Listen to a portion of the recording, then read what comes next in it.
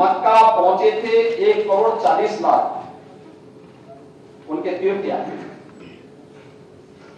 विटिकल city में 80 लाख और अयोध्या में इससे 12 गुना यानी 16 करोड़ श्रद्धालु अयोध्या धाम में पहुंचे।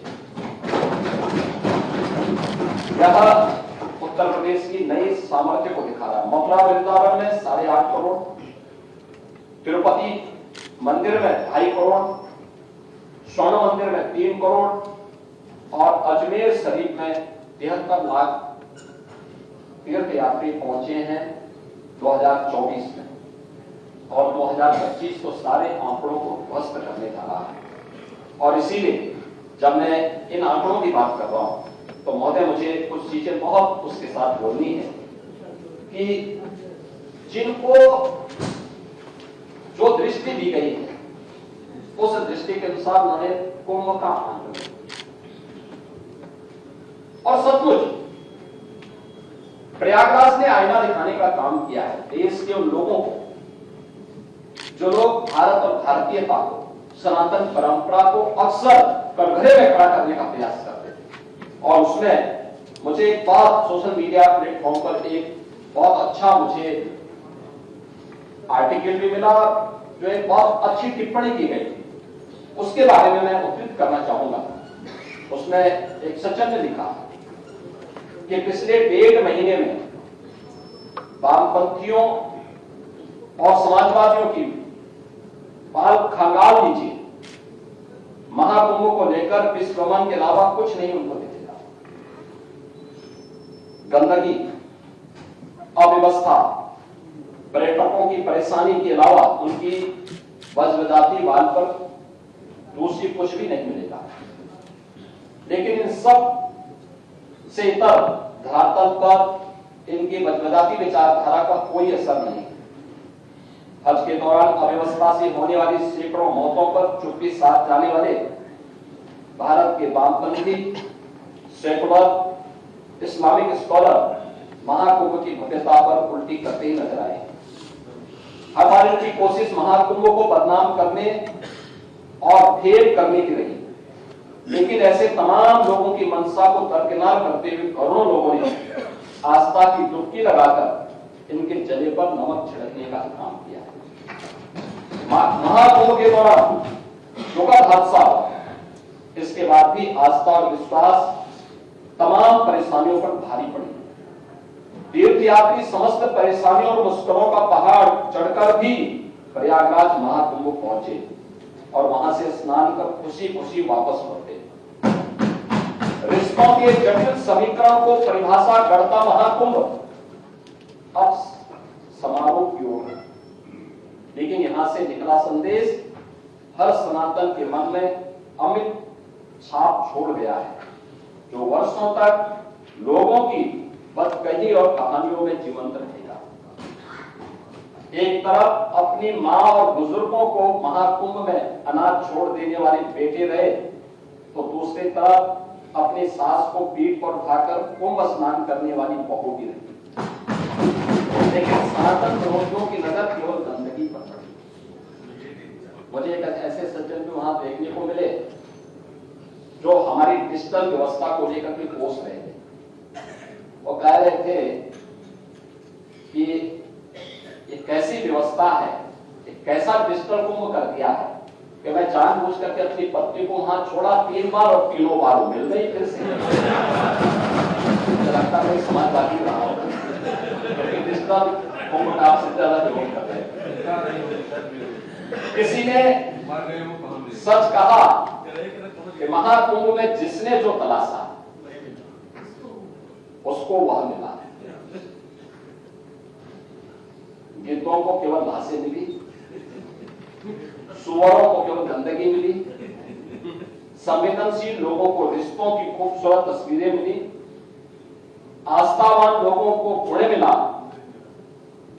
भक्तों को भगवान मिले, सज्जनों को सज्जनता मिली, गरीबों को रोजगार मिला, अमीरों को धंधा मिला, श्रद्धालुओं को साफ सुथरी व्यवस्था मिली, पर्यटकों को अव्यवस्था मिली, सद्भावना वाले लोगों को जाति रहित व्यवस्था मिली,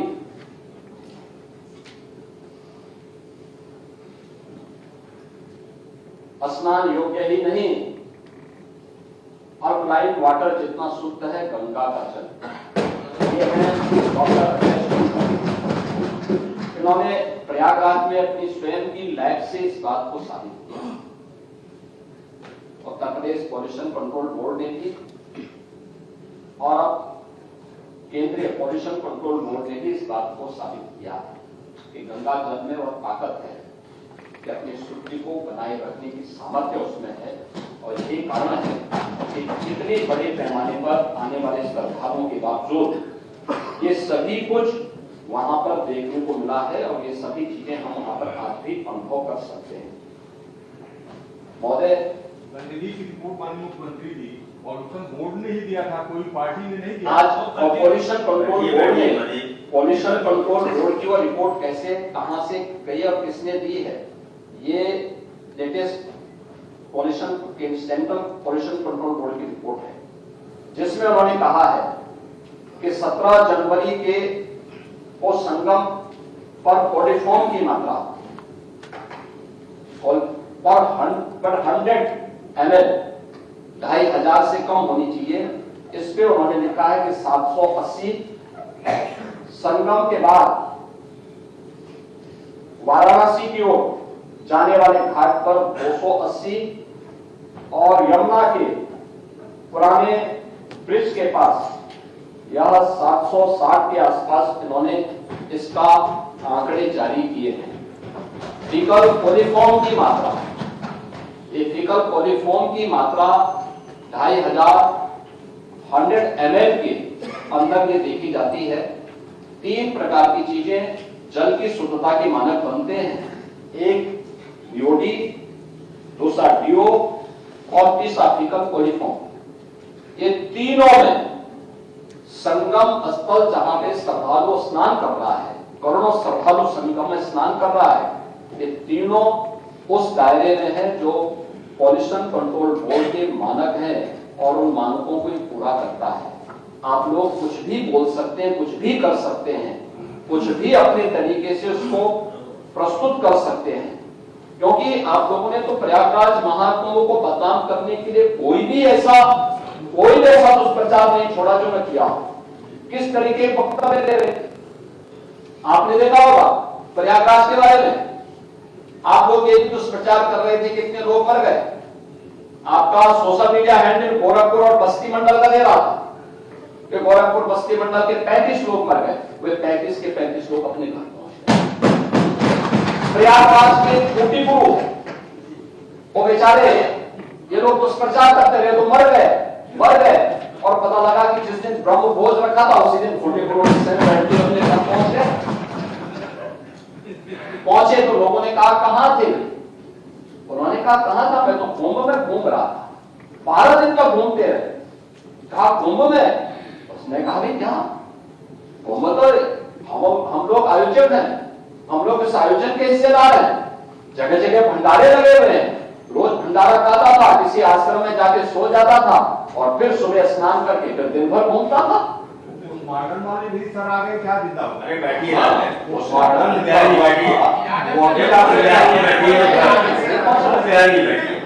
हमने स्पष्ट कहा है प्रयागराज का मेडिकल कॉलेज वो पूरे प्रयागराज जनपद का है। प्रयागराज में कुंभ क्षेत्र एक अस्थायी जनपद बनाया गया है और प्रयागराज जनपद अलग है। पूरी कमिश्नरी का प्रमुख मेडिकल कॉलेज है। कोई भी एक्सीडेंट होगा, कोई भी बीमार होगा, कोई भी व्यक्ति किसी अन्य नेचुरल डेथ के कारण जाएगा तो वो सारी डेड बॉडी आपके मेडिकल कॉलेज में पहुंचेगी।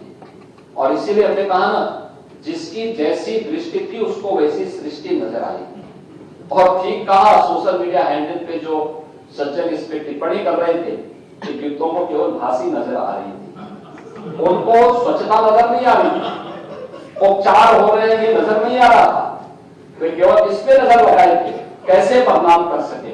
कोई पार्लियामेंट में कह रहा है हजारों लोगों की मौत हो गई, डिजिटल कुंभ का परिणाम है 28,000 लोगों को उनके परिवारजनों से मिलाने का काम किया।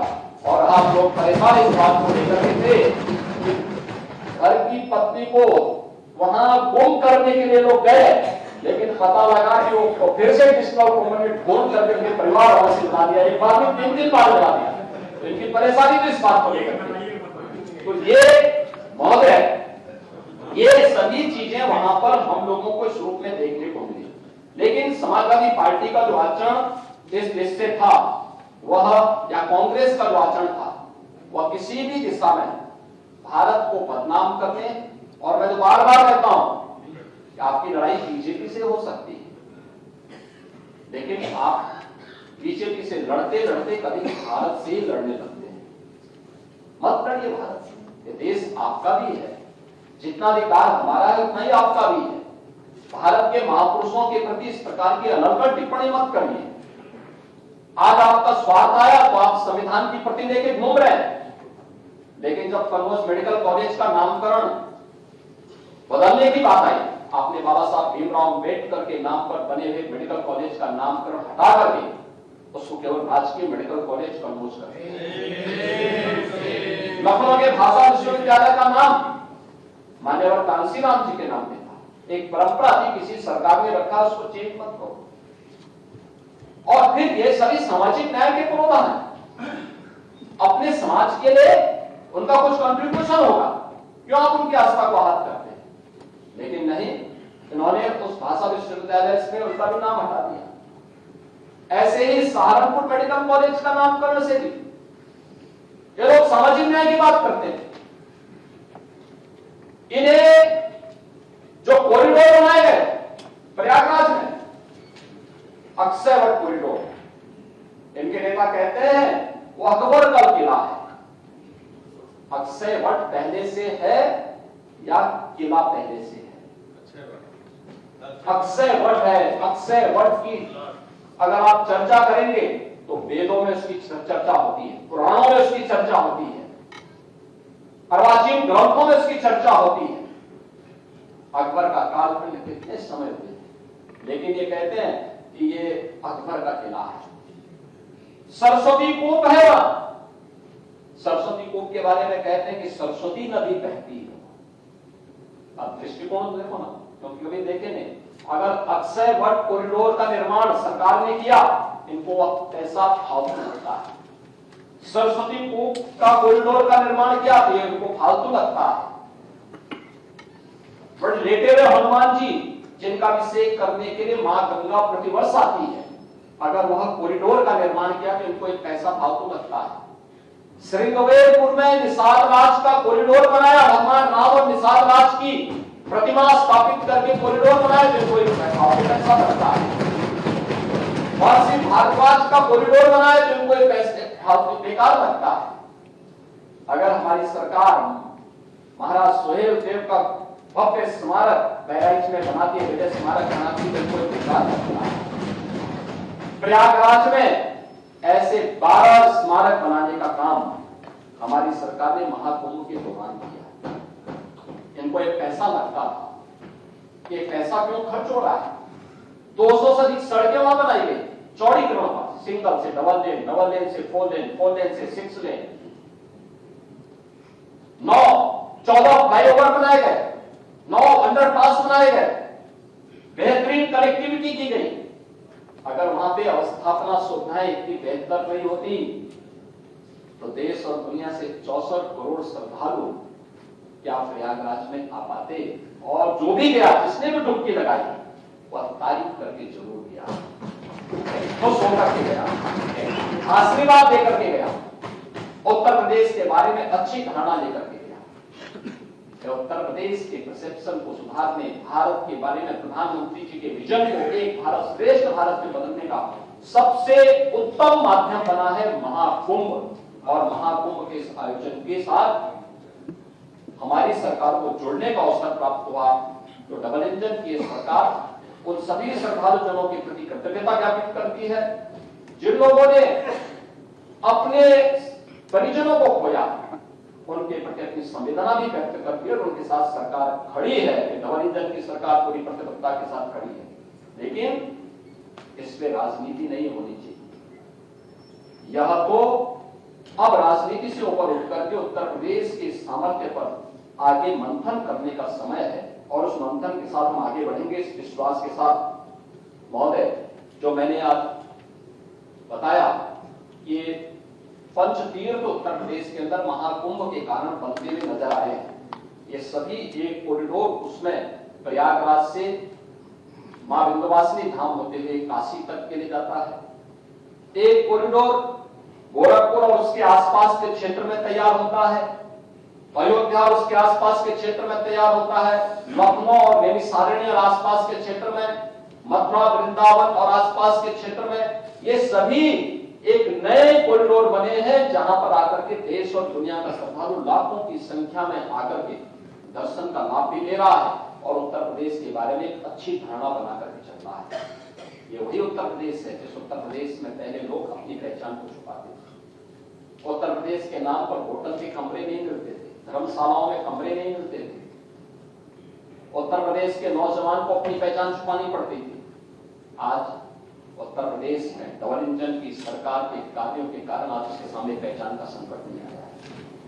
आज उत्तर प्रदेश का परसेप्शन बेहतर हुआ है और महाकुंभ ने उसको एक नई ऊंचाई दी है, एक नई पहचान दी है। और इसलिए अयोध्या हो या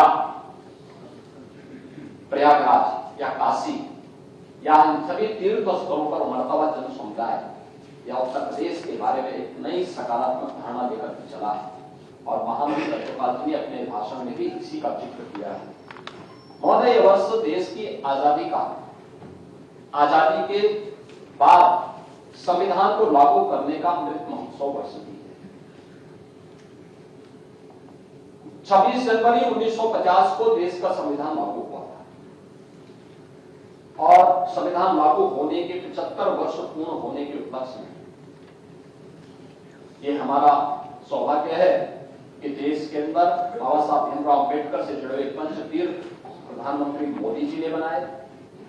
उत्तर प्रदेश में हमारी सरकार बाबा साहब भीमराव अम्बेडकर के नाम पर एक अंतर्राष्ट्रीय सांस्कृतिक केंद्र का निर्माण इसी लखनऊ में करने जा रही है और बाबा साहब भीमराव अम्बेडकर से जुड़े हुए अनेक कार्यक्रम इस दौरान सरकार के स्तर पर प्रारंभ हुए। यह वर्ष अत्यंत महत्वपूर्ण है। पुण्य स्मृता लोक माता अहिल्याबाई होलकर का 300वीं जयंती वर्ष भी है। सरकार बजट में उनके लिए घोषणा की है।